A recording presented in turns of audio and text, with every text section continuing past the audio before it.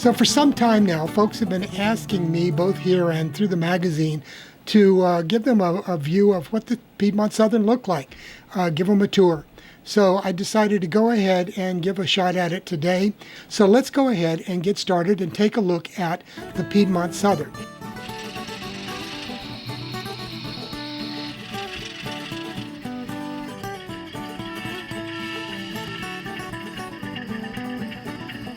Let me just give you a quick introduction.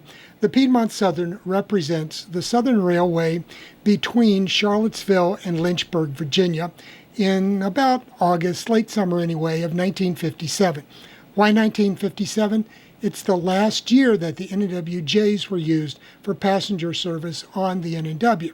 So they were, as you'll see in this video, they form a very important part of the operations of the Piedmont Southern layout, because passenger operations are a big part of what went on between Charlottesville and Lynchburg, particularly with the N&W connection there at Lynchburg. So I'll tell you more about that when we talk about the operations of Monroe Yard.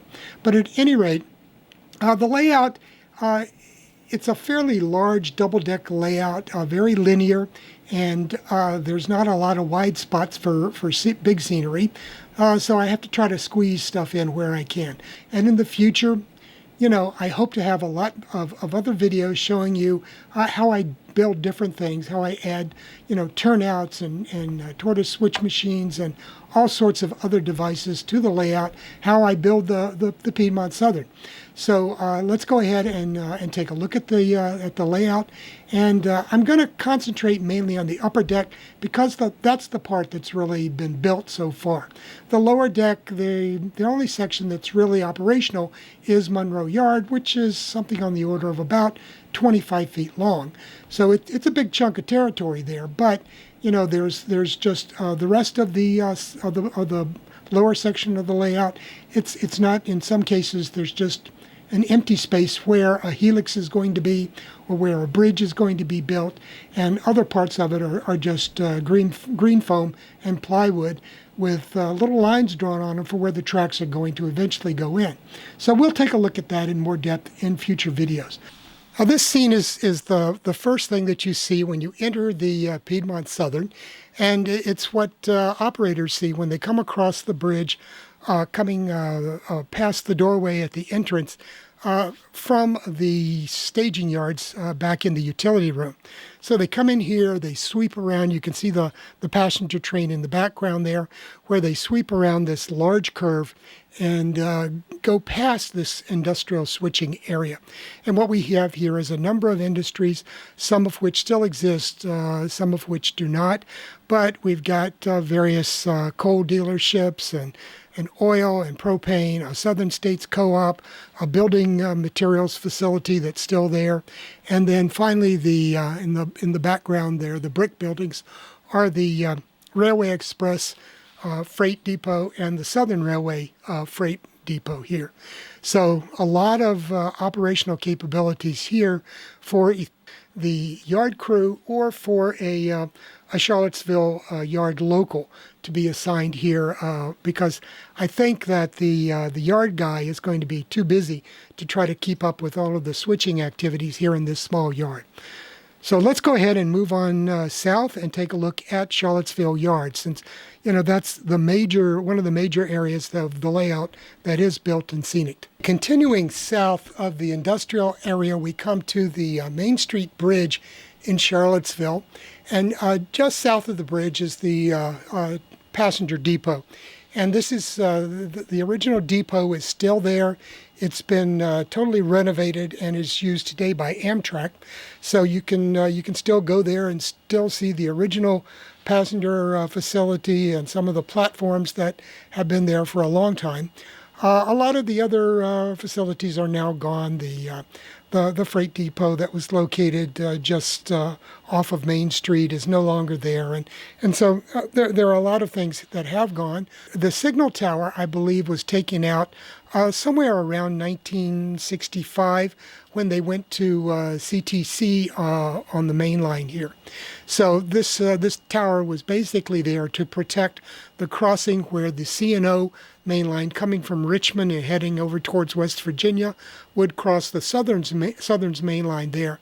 So you can see that. You can see the C&O caboose in the background, and the Alco switcher is sitting on the C&O interchange track. So he could run down to the C&O yard, which was located just a mile or so, I believe, east of the station here. Unfortunately, I don't have the space to include the C&O operations, which is a loss, because that would be nice to be able to do the full interchange work here, but we can do phantom interchange yards, and we'll talk about that sometime in the future, how those are operated. So continuing on south then, you can see we have a small yard facility there.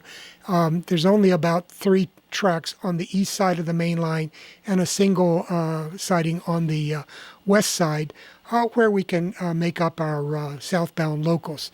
So this yard, obviously with only 3 tracks on one side and one on the other, it wasn't a very busy place. This is the middle of the yard, and this yard is probably on the order of 20 feet long in total, with, the total length of the wall-to-wall area here is about 30 feet. So it takes up a pretty good space, even though it's only 2 tracks or 3 tracks wide, plus the additional siding on the west side of the main line there. So we've got 4 tracks to work with here in the yard.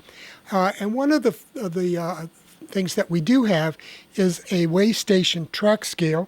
And let me slip over here and show you how this works. I'm going to turn it on, and you'll see that it immediately starts weighing a car. So that covered hopper sitting over top of it, on the top of the scale, it's weighing it at 80,100 pounds. So this is something for the crews when they come in with their locals with loaded cars. Then it's going to be their responsibility, or if the yard crew is available, then they could do it. But generally, it's left up to the locals to do this, to weigh the cars that they bring in that need weighing. And as you can see, this has 3 different ranges. You can set it for 3 different ranges of cars. So you might have one for your 40-foot type cars, and then others that are going to be heavier.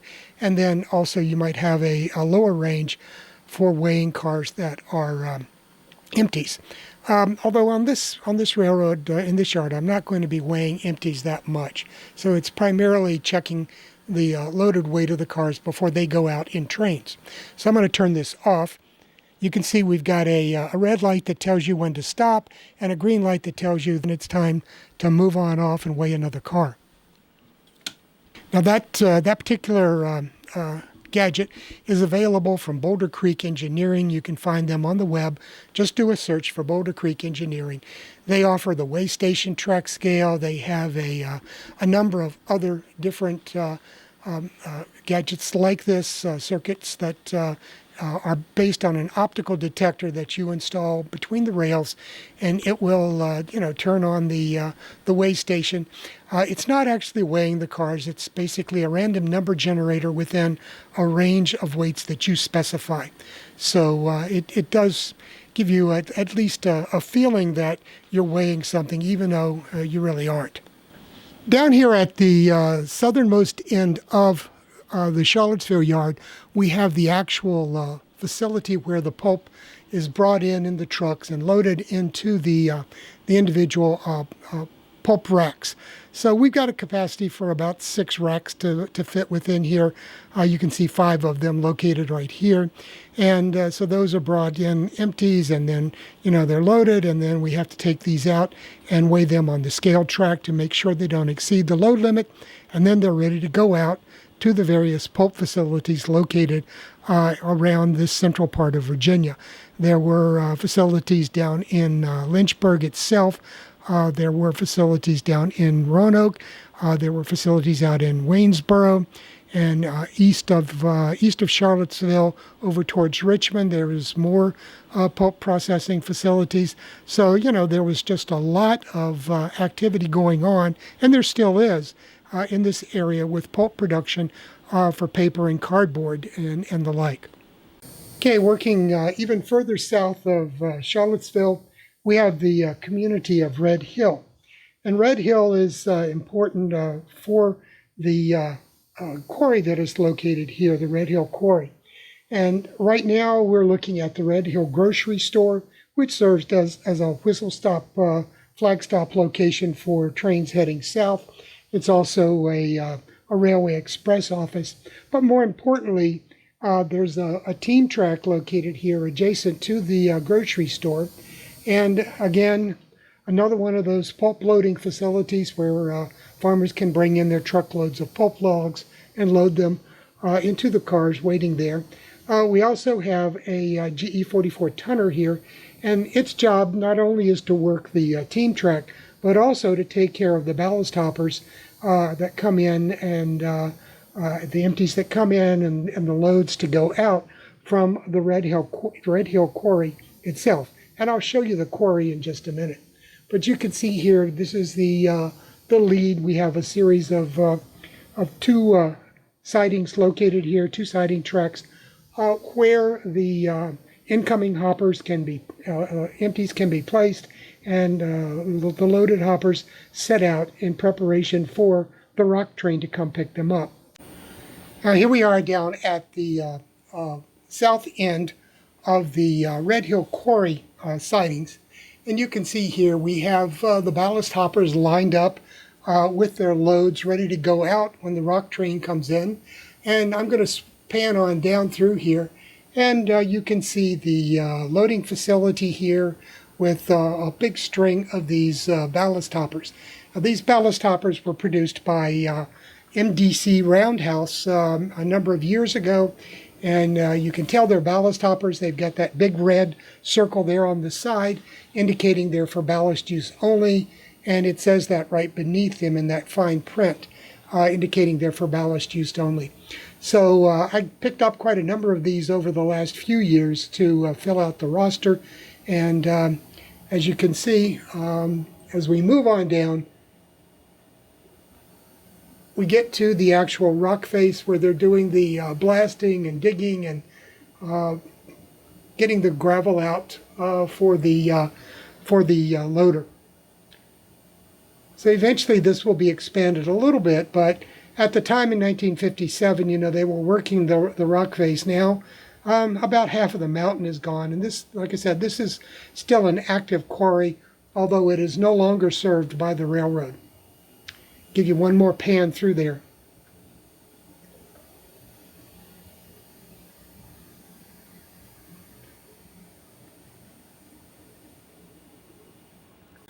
Now this sweeping curve leads into the community of Rockfish, and here we have a siding with a freight house, and on the other side of the tracks is the passenger depot location. It's not in place yet, but as you come around, you can see that we have a nice little industry that the locals can work, and of course the obligatory pulp rack there, where one or two pulp racks will be stationed for farmers to bring in their pulp loads and load the racks up. This is one of my favorite areas on the layout. It's the community of Rockfish, and it was one of the first ones that I did back 2013. I proposed a couple of articles to Neil Basugaloff at Model Railroader on a river crossing with a gantlet bridge and electronic controls for that and for the signals for that. So I did a series of 3 articles on doing this scene and building the detection system and the signals and installing those. So this has been around now for 7 years, and I'm in the process of rejuvenating some of the scenery here. And I'll give you a sweeping view of it. Right now we're looking towards the small community of Rockfish. And any of you who might have watched the television show The Waltons long ago, or in its streaming that goes on right now, they occasionally talked about hearing the train whistle blowing over at Rockfish. Well, this is the Rockfish that they were talking about, because the family that the Waltons was based on lived very near here. So if we sweep around here, you can see the river crossing here. This is the Rockfish River, and you can see we've got a hobo camp set up down here on the floodplain, and then some canoeists going by, and they're sticking to the left side of the riverbank there to try to avoid all those crazy hobos down there. And then coming on around, you can see it sweeps on past the river and comes back to that Virginia red clay there in the background that you can see. So this is a nice scene with the mountains in the background, and it really is the type of scenery that I'm going to be using on the entire layout. So this was really my experiment with the type of materials that I wanted to use, and the colors and everything to try to get it right to represent the area. And I think this does a fairly good job of it.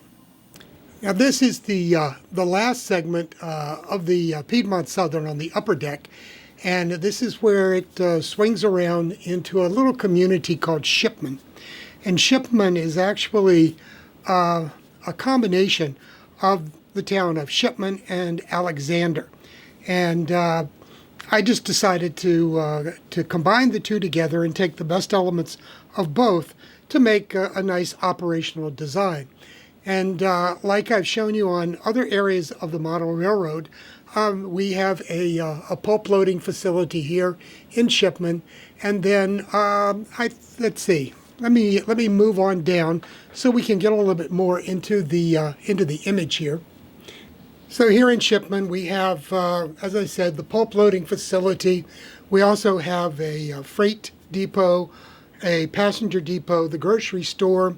There will also be a propane dealership, as well as an apple storage and processing facility. So there's quite a bit of operational capabilities here for a local crew to stay busy for quite a while working these backtracks to get back into some of these areas that are removed from the front part of the layout.